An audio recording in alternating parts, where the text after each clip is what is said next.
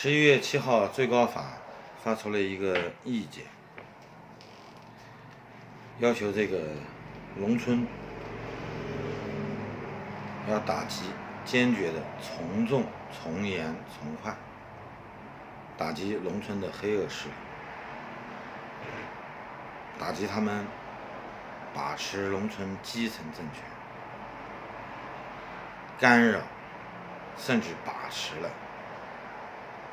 村级的换届，还要打掉什么呢？还要打掉宗族势力。那么这个意见被印发了以后，我看几乎没有人关注它，至少我没有查到任何一个评述。其实这个事件呢相当大，它不是一个应该被忽略的东西。我们知道9月份中共发出了一个通知，要求在全国范围内实行3年的针对农村基层的扫黑除恶的专项打击。2018年、2019年、2020年分3年。那么11月7号，最高法发出的这个意见，从法律层面上给了他们一个法律支持，这是典型的先由党发出号召，然后再用法律条文给它固化的这么一个措施。这个措施意味着什么呢？很多人以为最近因为经济不景气，有很多在城市打工的农民工下岗回家了，他们在大城市见过世面，听说过一些民主、自由，听说过一些比较先进的这些想法，他们回到老家以后，极有可能会给农村带来一股新的思潮上的波动。其实不单单是这样。我们知道农村的这个基层选举它主要针对的是基层选举和宗族。那么基层选举这一块曾经被认为是中国民主化进程中的一个里程碑。1978年，中国进行了所谓的改革开放。1982年，通过修改宪法，允许村一级实行村民自选。那么村官我们知道是中国共产党执政以后唯一开放的可以由民众自己来选择的这么一级组织。虽然他们是归乡民政部门去管理，那么总体上来说，村里面还有一个村集体，村的党支部。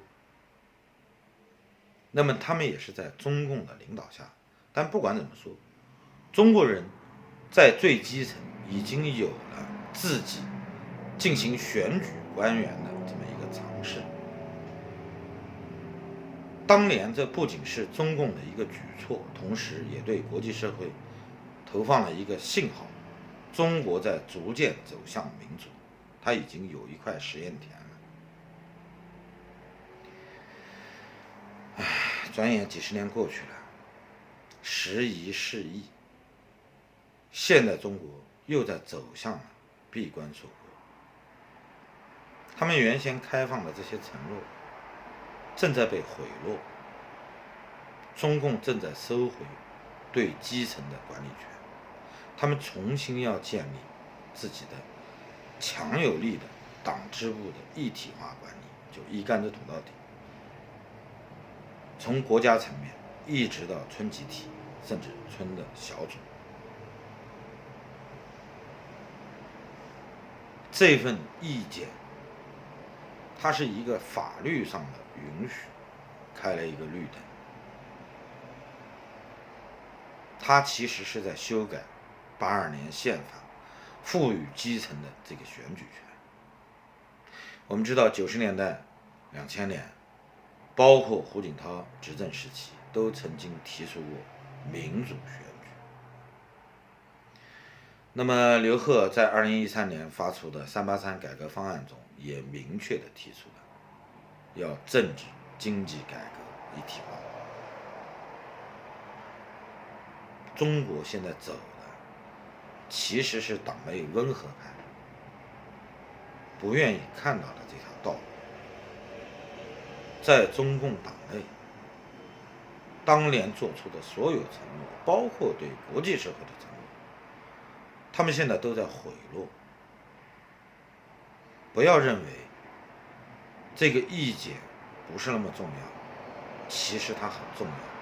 它从法律层面上背离了中共当时对全国人民、对全世界的承诺。